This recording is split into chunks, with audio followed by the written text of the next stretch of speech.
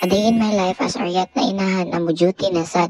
Aw, abig mo duty dad. So for today's video mga ka-Aryat is magtukog eskwelahan. Kay lagi mag-meeting ni para sa Uplan Brigada Eskwela ug balik eskwela. So karon nag-andam na jud ko mga ka-Aryat. Actually kabalo na ko sa ako ang schedule karon. So morning session na pud inyo ang Aryat na inahan. So mag-start ta og 5:45 AM hangtod 2:45 PM. So ning ana kaabdi ka na nga tuang schedule. So aside sa kausaban sa akong schedule mga ka-Aryat, nausab na pod ang grade level na akong tudluan. Kung sa una grade 10 ang ako ang ginahandle, karon grade 8 na pod ang ako ang handle. Another adjustment ug another preparation na pod ta ani mga ka-Aryat. Pero anyway, first year na ako nagtudlo mga ka-Aryat is grade 8 man jud ang ako ang gigunitan. Naanad naman jud ko ning grade 8 so dili na ni siya bago sa ako.